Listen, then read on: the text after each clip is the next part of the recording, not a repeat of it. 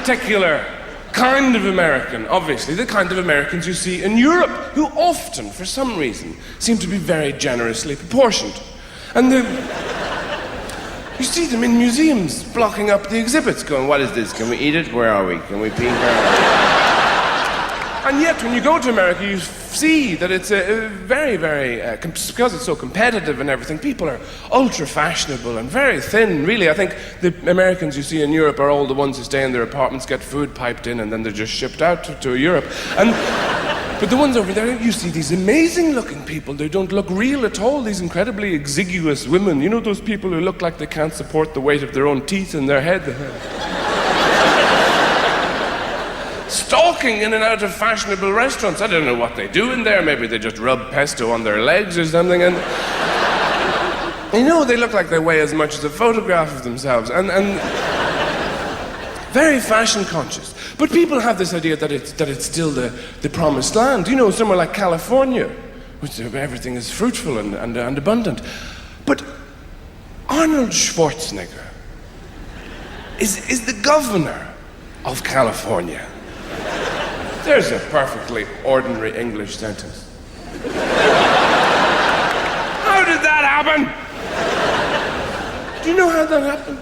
Because I'll tell you. You know how he got into that position?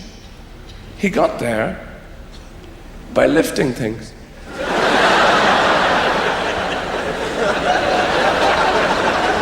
Now you and me, we avoid lifting things. It's unpleasant. Especially heavy things. Even a 5-year-old child knows this. They go, huh? No, fuck it, no. I'm going to put Lego up my arse. I'm not doing that, no. He took a different approach. He lifted the heavy, and you know, you lift something when you have to. Piano falls on Granny. You lift the piano. Because Granny has mixed feelings about the whole situation. Sunday lunch continues. He didn't do any of that. He went right over to the heavy thing and lifted it and put it back down and didn't move it anywhere. And then he lifted it again, hundreds of times, and said to the people who had stopped to observe this aberrant behavior, look how good I am at lifting the heavy thing in my underpants. Now that sounds a little dim. But it was they who said, you're the man. You're the one we want to deal with immigration and water rates and taxes and all that kind of shit. Now, wait.